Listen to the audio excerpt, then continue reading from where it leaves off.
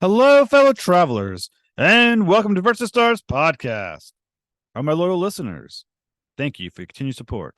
And remember, click the subscribe button, everybody. This is an amazing episode because Dan Liu boards the mothership. You know him from having directed episodes of Star Trek Picard and Star Trek Strange New Worlds. Come aboard as we go traversing the stars. Hello, Mr. Liu. Thank you so much for coming to Versus Stars podcast. Thanks for having me. It's a total honor to talk with you, sir. As I mentioned you off screen, you were directed one of my favorite episodes of Star Trek of all time, so I can't wait to get into that. But first, I always start with a question of inspiration. So what inspired your love of film, and who are your earliest influences?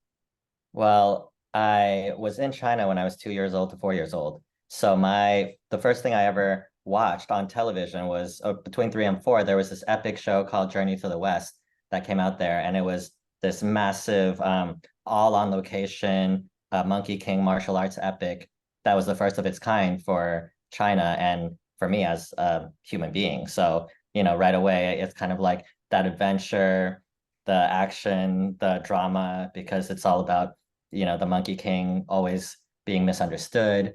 And, I really felt for him, especially coming back to America where I didn't speak the language.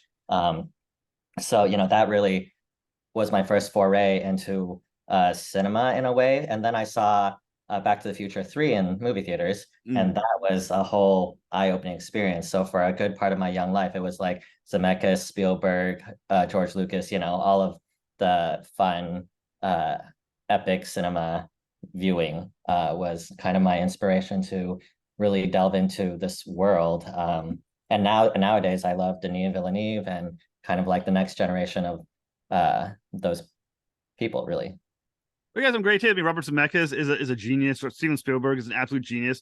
And so when you thought about you're going to filmmaking, you got your bachelor's degree of fine arts in film at New York University.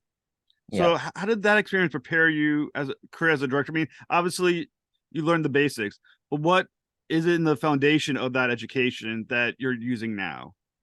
Well, actually, I started off my career as an editor. So when I was editing in high school, thanks to an Avid Adrenaline grant, I just did it for fun. I had no idea it could have been a career, or it even didn't even cross my mind coming up as an Asian American. So I went to UC Davis first, and all my professors told me I should really start turning these short films I keep on making into a career and go to NYU or equivalent.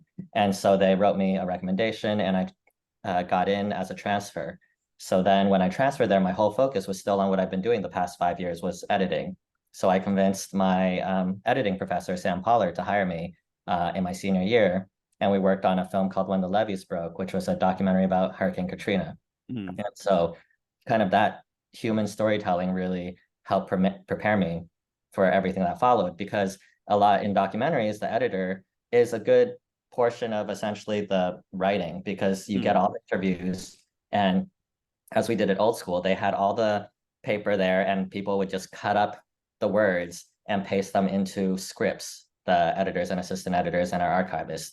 And so that was my first like professional experience, and that's how I viewed, documentary filmmaking, was exactly what they did.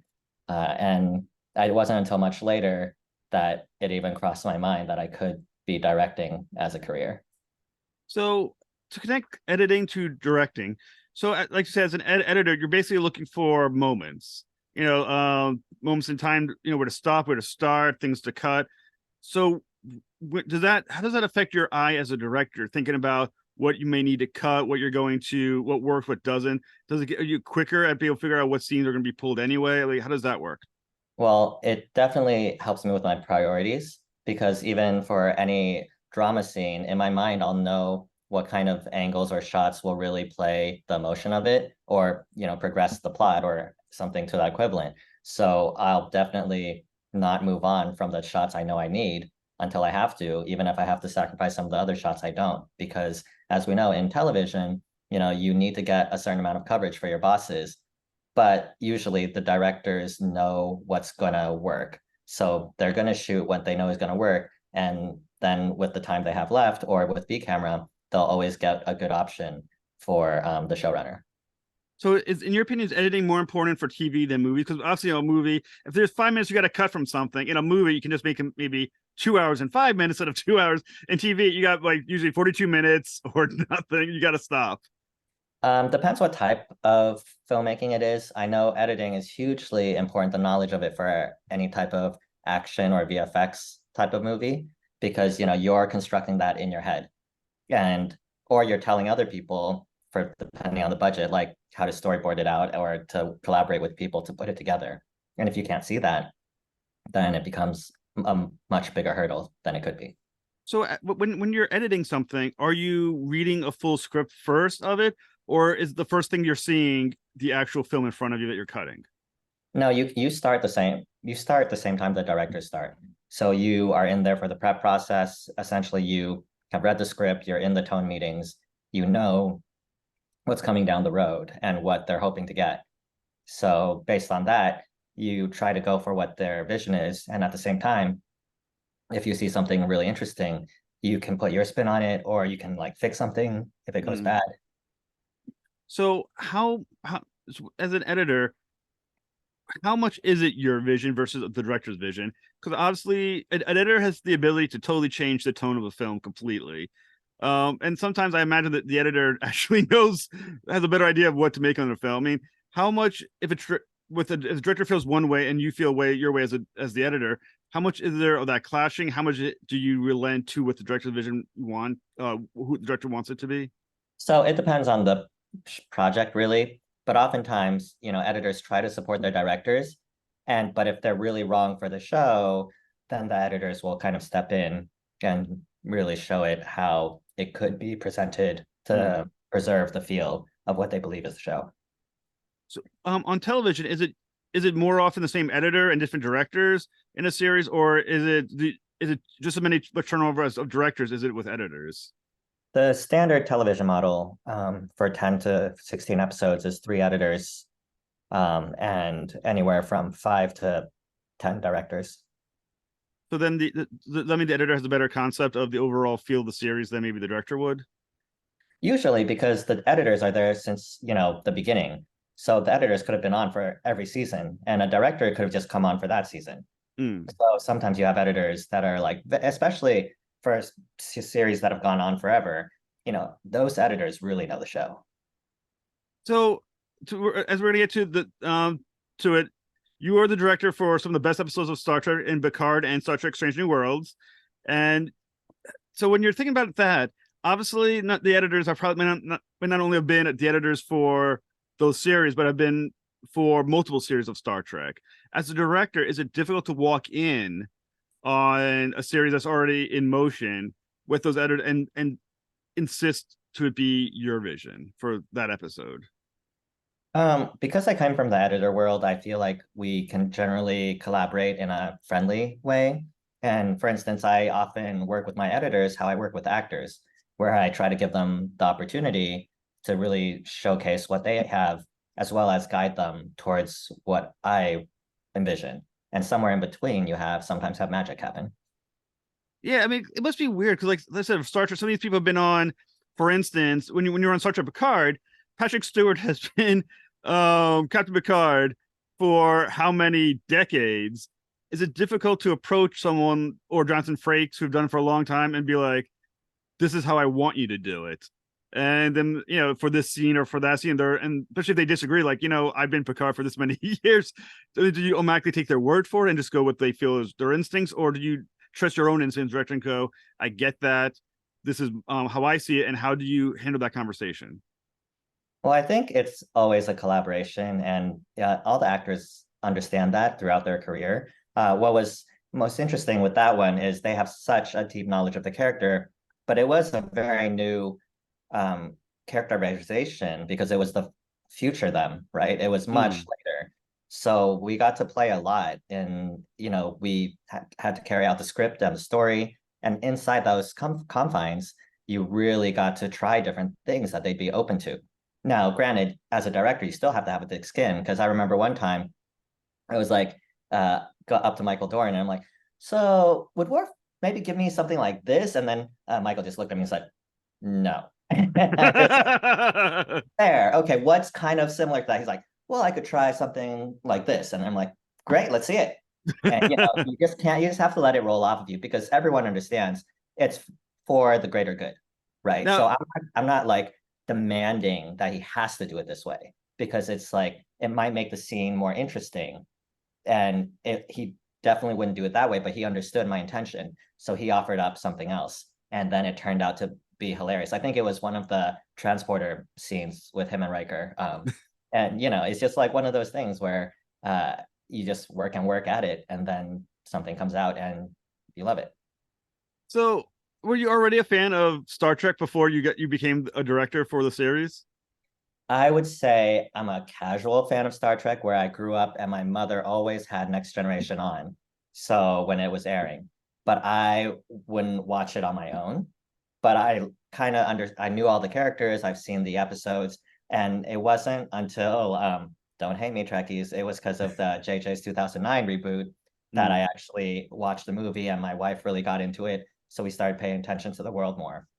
But I did grow up with TNG, so I very much understood the style and ethos of it compared to some of the later Star Treks. You know, it shouldn't. I don't think it matters when you jump into Star Trek or join the franchise, as long as that you do. I would hate to think anyone is like, well, unless you like Star Trek back from whatever, then you're not a true fan. Because I must admit, I mean, I watched Star Trek when I was younger. Because my dad is a big Trekkie, but it wasn't. I kind of faded away from it. It wasn't until Star Trek Discovery aired that I started getting back into the franchise and the universe, and I started watching other shows. But I think it doesn't matter as long as you find your way to it. It doesn't matter how you got there, right? Yeah, I mean, Discovery season 2 was just so mind blowing to me. Not just the story, but the effects and the cinematography and everything about it. I was just like, this is kind of crazy for it to just be on television. I think that was incredible. I mean, and obviously hats off to the crew that eventually became Strange New Worlds crew with Anson Mount and stuff. But that was a beautifully done. I like the first two seasons were just incredible. I thought for Discovery, and like I said, I do think it did a great job of being Star Trek, but at the same time, you got to be different enough so a new younger audience can still find their way to you. And I think it balanced that extremely well. So as someone who did watch Next Generation, is it weird seeing these people in person that you watch on TV and then trying to talk with them, like it's on an equal level, even though you knew these people on some level for 40 years on TV. Well, I think whoever works as a director, they almost have to have a split personality because you have to have part of you that you're like the fanboy and these are like legends. And I've seen Patrick Stewart in many, many other things. Yeah. But when I'm talking to them and I'm in work mode, it's kind of like, we have a job to do. Let's see all the ways we can approach to do it. And it's not just, you're not just talking to the actor, you're making sure every other department is on track to do what you are hoping to happen in the scene. So, I think you don't have time to really dwell in the awesomeness of it until much later. Now, you may not be able to answer this, but I'm going to throw that question out there anyway. See what you want to say. Which of the Picard crew, Next Generation crew, was the most fun to collaborate with? Honestly, I would say it has to be between, all of them have such fun moments, but I remember a lot of great work with in Patrick and Ed scenes because it was a dynamic that wasn't explored that much before, the father and son. And so, we could try lots of different things. And Patrick, he genuinely seemed happy after a couple takes on certain moments. And, whenever you can have a legendary actor come up to you and you ask them how it's going, and they're like, oh, that felt real. Then you're just like, oh, that's amazing. Like, yes, everyone's doing their jobs. Now, one of the classic directors in Star Trek right now is Jonathan Frakes, who obviously did First Contact and a whole bunch of the episodes, and has directed a whole bunch of other things. Is it different when you interact with someone who it has been a director in the collaboration because he's also been on your side of things as well? I don't think so because I think as when actors are in actor mode, they're very much like not thinking directorially. And so if I start reminding him about some of the stuff there, then he'll kind of remember, but in the moment, I would say it's kind of the same. Now, obviously, a lot of the talk of Star Trek following Picard was Star Trek Legacy. Was that something that was talked about when you were directing your episodes?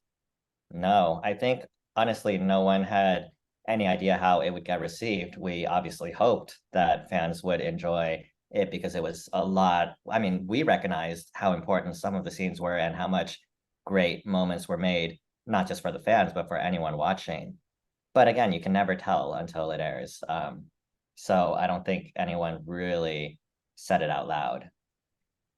Now, after you finished Picard, when you got the call to do Strange New Worlds, what was that like when they called you and said, "Hey, not only were you good at what you did, but you're coming back now to direct some more episodes of a different franchise"? Is that just a level of recognition that you obviously did a great job? Is it just great to be thought of? What was that experience like? It was actually flipped around. So I did Stranger Worlds first, Oh, okay.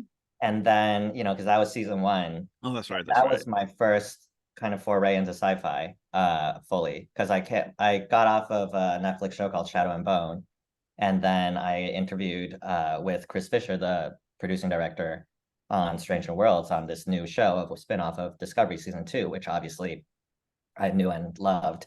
So I was just so excited to be a part of, helping establish a whole new Star Trek, even though it's a prequel in many ways.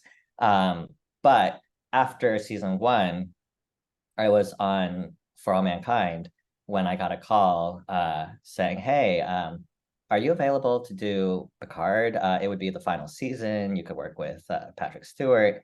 And of course, when you get that kind of call, you're just like, well, bucket list working with Patrick Stewart, of course. I like they felt the need to sell you on it. Like, if you want to do Star Trek, at least you'll get to work with Picard. Was it a hard sales pitch that it took to get you on board? No, I mean, the main thing that was harder for me was the scheduling. It was originally supposed to end like a month after my daughter would be born. So it was a very like family life wise, it was a tight window. But then she ended up being a preemie. So I was going to the NICU after filming Picard every other night. It was pretty intense.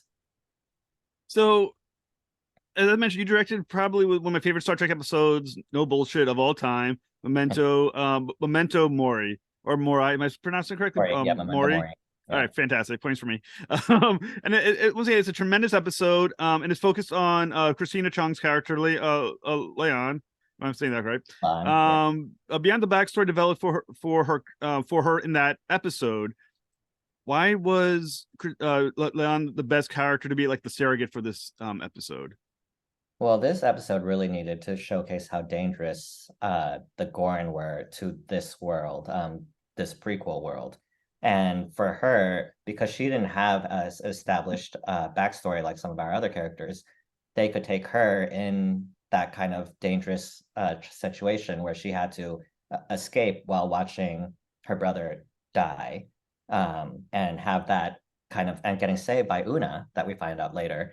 So, we kind of get this strong, crazy, not crazy, but strong woman with a crazy story with like a very traumatizing experience that helps kind of encapsulate how scary the Gorn is. And she can also, what I loved about that episode is how she can convey that gravity to the rest of the crew.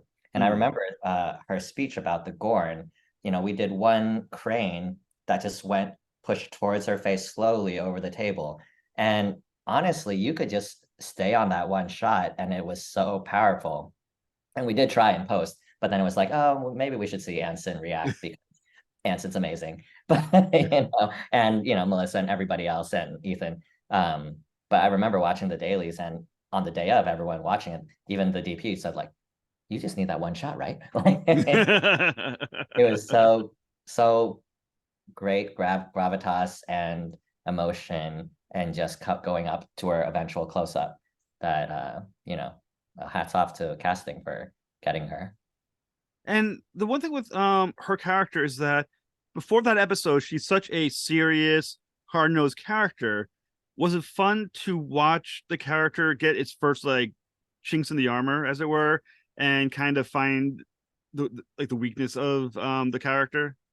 Absolutely. I think that's always like something actors love to dig into. It's a lot of meat for them, shall we say.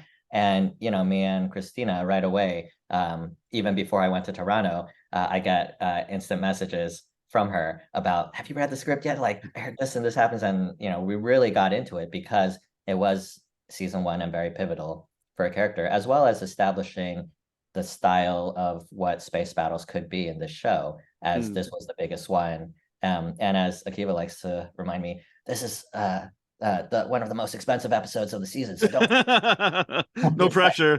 Okay. That's awesome. But yeah, I mean, I thought it was brilliant, and like I said, she did such a brilliant job. One thing about the episode as well is that it's filmed very much like a classic submarine film, and also reminded me a little bit of the end of Wrath of Khan, a little bit with the two ships going at it, coming at each other. So which films did you look at for inspiration to direct this one?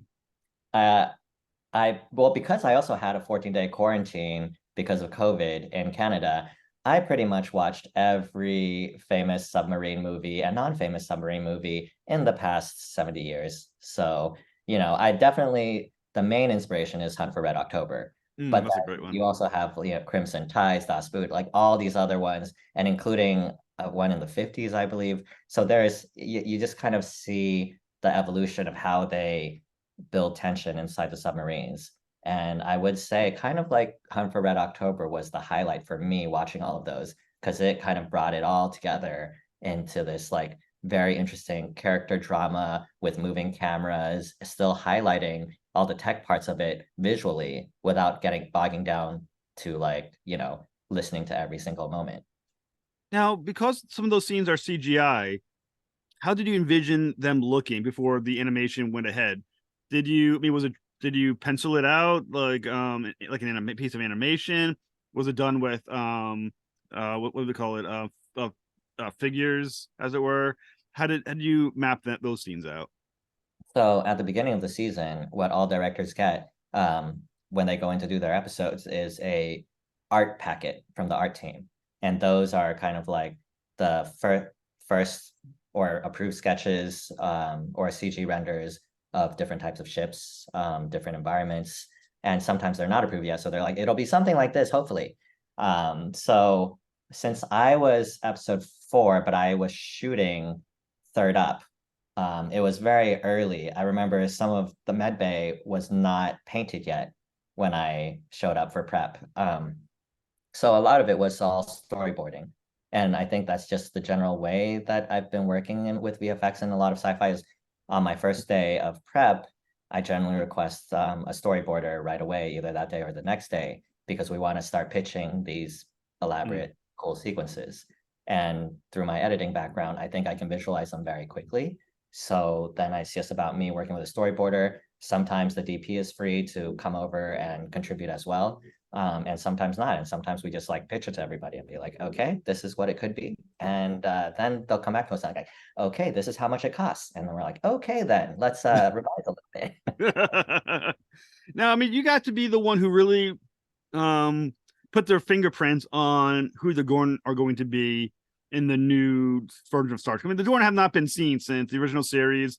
I think the Captain Kirk arena scene is like the last time we saw the Gorn. So it basically was you who got to define for everybody what the new Gorn are like and how they act as a threat. Well, So we saw alternate Gorn, right? Mirror Universe, like I in think Enterprise, I think it was. okay, okay. I There forgot was about that. a more recent iteration of the Gorn. But for me, actually, the whole MO for my episode was it's scarier that we don't see them. So I didn't have to actually define how they look like. We were kind of like shadows on the wall when she was like running, but that's about it. So it was episode 9 where they actually defined the Gorn much more. So when you think about them the one also thing like Star Trek is very famous for is the ships. So how did you go about thinking about how you wanted the ships to behave in this world that you are working within? Honestly, it's a lot of instinct. I mean, it's like, you know how you want the ship to come across the screen. You kind of imagine how it like banks this way or that way or turns. And, there I never imagined, the Enterprise as like fast moving or anything. So the way it does slowly, like even when the camera moves below it for the torpedo drop in Memento Mori, it was kind of a deliberate action that you would have to have certain things go on screen so we can still be interested while the camera's like coming in and pushing in and the bay opens up and the torpedo comes. It's like a lot of these things you think about what is most visually appealing as well as what makes sense to me in that world, honest. And people haven't disagreed, so I guess that's okay. We do have like different consultants and people who are huge fans of Trek. For Strange New Worlds, it's one of our graphic design heads, Tim, I believe. He is like the guy who's the encyclopedia of Trek. But there's so many other people in every department who do have huge knowledge and resources. I remember in the recent episode that I did, Lost in Translation, there was a Stu from graphics was saying, "Oh, Kirk's drinking a whiskey in the scene in the script. How about we use this one where Scotty drinks an alien under the table?" And he presented like this whole presentation of like graphics to the props master, and then they sent it to us, and we're just like, "This is brilliant. Where'd they pull this from?" That's also I never knew realize that detail. That's fantastic. Yeah, I mean, we fully featured it because I started on like the glass being poured into the cup, and it pulls out as Kirk raises it to his lips. So that was a deliberate attention. That was a deliberate detail because of our great team, and it's one of those details where most people won't even think about because it is like so quick. Like you would really have to probably freeze frame it or play it in slow motion there to catch it. Well, you just gave the Easter eggs. So now everyone watching this episode are now going to go back, check it out, and be like, "Oh yeah, that is awesome." So, I mean, that's another great episode that you did was Lost in Translation, as you just mentioned. And one thing I liked a lot about it is that there's humor. There's also a lot of horror elements to it. So, how did you think about balancing the humor and the horror of that episode? Well, it's interesting because that script was basically needing to do many different things because it was a fully ensemble episode. But the big thing that the showrunner and writers were telling me was really go for it in the horror scenes. So, I think about how it transitions to the next scene and to make it jarring or to make it smooth depending on the story. But ultimately, it was kind of like, oh, we need the lights to flicker or like we need buckets of blood, not just like a little bit. And you do that. And then for the more lighthearted scenes, you work with the DP and the team to make sure it still sells as a story, but not overly comedic because it is still you're trying to keep that tension in the ship of Ramon just sabotaged everything and Uhura's going crazy, but at the same time, like they still need to solve this dilemma. So, when you think about how the film was, I mean, how the episode, I keep saying film, it felt like a film, but how the episode looked. Obviously, a lot of it's from the point of view of a horror. How did that perspective alter or suggest how you wanted to film this episode? Well, I think a lot of it came from how her quarters looked, right? Like how dimly lit her quarters is, how bright it is, and where the lights are coming from. And what's outside the ship is, again, every episode you think about what's in the windows of the ship because that'll kind of determine the lighting, how much of the effects it needs, if it can like start bringing any interesting things into the window, or if it's like a moving kind of graphic, which would be the nebula. So I think a lot of it was starting from her room and her mindset. Then, like, certain places are dark for her, especially revisiting her parents in that shuttle, in that vision. So that was interesting because that was a choice between a blue screen or trying to find a location in the coldest day of winter in Toronto. But, we do strive to go further there. So we did go to a quarry in the coldest day. So another thing that you were able to do in your episode of Star Trek, that episode, and correct me if I'm wrong, but I'm pretty sure I'm not, is that you directed Paul Wesley as the very first in continuity Captain Kirk in that in Strange New Worlds continuity. It is the Regular Star first, Trek. yeah, it is the first Prime Kirk in Strange New Worlds. He did have a conversation over the video monitor with La'an at the end of Tomorrow, but this is the first time we saw him not on a screen in person, which is why we have this like rotating transporter shot. Because I felt like he needed a little bit of a oomph on the intro of beaming onto the Enterprise for the first time.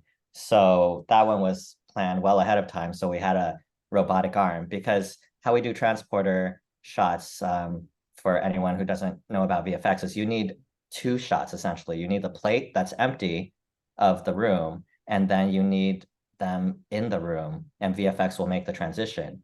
But if you're having a camera move and it's a precise camera move, you need to copy both shots. Otherwise, it doesn't work. Okay. So, to do that, generally we have a programmable crane arm that you have to rent for a special occasion. Otherwise, it's kind of like if you see how people beam in, it's usually either static shots or a slow dolly where everyone can kind of recreate it. And anything more complicated than that, you need to program. So when you talk about with Paul Wesley about this Kirk, and you're about to put the fingerprints on what this Kirk is going to be like in this continuity for who knows how many seasons, what was the conversations like about Paul Wesley's performance? Because obviously we've seen him before in alternate universes twice. What was discussed for especially the fun of the nuance and how he was going to make this version of Kirk different, even subtly different than we've seen before? Well, we had a meeting a few weeks before shooting, and a lot of it was talking about, the different Kirks and his previous iterations of it. And, he knew that I knew it was important to portray this Kirk a little differently. And he also had a lot of his homework done where I didn't want to intrude too far on it, but we both kind of had an idea of what we wanted in this Kirk. So between the two of us, like if he felt like ending this that portion of the scene, but I felt like it needed more, I would push him. And if I ended it too early, he would push me. So it was a good collaboration where we're just both time like, is this enough? Is this enough? And then we'd be like, finally, let's move on. So I remember the speech he gave to Uhura, like he was a little worried at first because I seemed very nonchalant about it because we shot the front first, but I knew we were going to use the French overs, and this is through my editing mind. And so I was like, don't worry about it. This isn't the take that we're going to use. Like, wait till the setup. I'll let you know when. And then so when we did the French overs, then he gave it his all, and we ran a whole bunch of different ways of doing it. And then we landed on something that we felt pretty good about. And they have it in the show, so I guess it's all right. So when you had these conversations, and I'm not sure how much you want to give away, but feel free to give everything away. When you talked about him, what was the one thing in that conversation about this new Kirk that you guys wanted to lean into? Was there which characteristic of this character did you think this is what we're going to use to define what Kirk is here? I don't think we got that specific into exactly how to define him. You have the characteristics of Kirk, which is a brilliant leader, that, somehow through spur of the moment thinking still manages to save the day, and he can convince anyone to do anything. But it's kind of like, for me, it was really about watching each take and being inspired by it. And so that's when I would be okay moving on, is if I saw his delivery and I was inspired. Mm. And I don't do that for every single actor because not everyone should be inspiring. But Mm. for this Kirk, you want almost every message, every moment to be inspiring in some way. Even his bar scene with Sam, he was giving a lot of character backstory with his dad and everything. And for me originally, I'm like, oh, it's Chris Hemsworth, but that's not this timeline. So it is interesting, like hearing about that story and seeing him convey the importance of, because he really looks up to his dad. His dad was a model that he wants to be. Like, he wants to move up faster. He wants to get leadership earlier. Like, he's going to go the extra mile. He's going to be smarter, better. And Sam's just like, well, what's the cost of that? Mm. That's what's most interesting to me is their dynamic, and seeing Sam be kind of veer away from what the model of his dad is compared to Kirk, compared to James. That was such a great interaction between the two characters. Sam Kirk by the Dan Jeanette got to play is Sam Kirk. It's fascinating because not only because you had that little bit of rivalry between the two of them, like you could tell, they're brothers, and because they're brothers, there's that just little bitterness that's just under the surface. What kind of those conversations were like between those two actors and discussing how you wanted them to have that little, say that little undercurrent of, I mean, at least especially for Sam, a little bit of jealousy, a little bit of resentment. I think they naturally build it into themselves as they're working. Because I remember there was one moment, it was one of the bar scenes, and I was working with Dan, and he was doing such a great delivery, and it was like the second take, and I'm just like, we got it, okay, turn it around. And then Paul goes like, oh, what, he gets it in 2 takes? What about me? And like, awesome. obviously he understands that it's like really important for James to have lots of different options for delivery that are all good. But at the same time, he's naturally, comparing himself as a rival with Sam. And I think that's just something he's been instinctively doing as the days go along. So, I feel like I didn't really have to do anything. They kind of were just egging each other on. And then in the final bar scene, it was fun because even like Ethan was egging on Paul about Dan. Like, he was just making fun of him about like, look at what he did to you now. Well, another good element that I was wondering about how much you wanted to play into was we knew in the previous episodes, Leanne's the love story, like it's with her and Kirk, in the alternate universe version. But obviously, it wasn't that version. How much did you want to play that aspect of that character in this episode? I know it couldn't, it was primarily on Uhura's character, but did you how do you want to put in those moments to kind of like give a tip of the hat to what that story is like, of that romance? I mean, it's hugely important for Lan. It's something she knows she can't talk to him about, but she has all this emotion bottled up. And that's what's so great about Christina's performance. And I'm glad I got to work with her in season 1 because I knew what she was capable of. And so, we would just go, and we scheduled that out to be a decent amount of time, where I think I went over 13 takes with her, just because it was like every nuance of the face as she's watching him and delivering, like, you don't want it to give it away, you want it to hold it back, but you need something behind the eyes. So it's like every little thing we tried as hard as we could to portray that, and I think it came out really great. She was so good. Now, another, and I believe the actor was on set, is that Bruce Horak, who plays Hammer. That's because I think he's such a fan favorite character for the first season. How cool was it to have him back in this episode for season 2? So lovely. I mean, anytime you have an actor who's so talented that can overcome his disability and still deliver these great performances, you're just excited that they're there. And for me, it was just like, yeah, he had a few lines in kind of the tutorial video, and the rest of the time he's just like either scaring people or standing there. Well, the special effects were amazing on that guy. What they did with the dead Hora, dead Hammer, that was crazy how that looks. I mean, it was a lot of makeup on the face, and then they kept the nose empty and green screened that, or had a like green piece on his nose. So it's a combination of VFX with the makeup that they had on, and it turned out really great. It was such incredible, and I can't. And correct me if I'm wrong. I kind of felt like, or at least me and my wife, we had a conversation about this, that it felt a little bit like there was a hint that was going to be actually Hammer who was actually alive doing all of this. Was that something you were kind of teasing a little bit, or that's just I read too much into the episode with that? No, I don't think we ever wanted to make it seem like Hammer was alive. Because to me, I was like, it's because I know he has the kind of like telepathy where like maybe it's him, maybe he's doing some telepathic thing with, or and honestly, God, I was like, please let him come back. He was such a great character. I mean, you would have to have like Xavier levels of telepathy to do that. I don't think we've met an alien outside of Q and them that's like that strong. It's Star Trek. Did anyone episode Discovery? What is his name? Spock's father and um my Michael Burnham's father. Didn't he like psychically send a signal of his brain like across the galaxy? I mean, if they can do it, why not?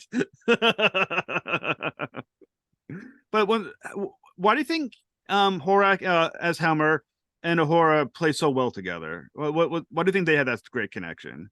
Well, I think you know, Celia, she is just a great trained Broadway actress, and she really knows how to lean into the mentee kind of personality.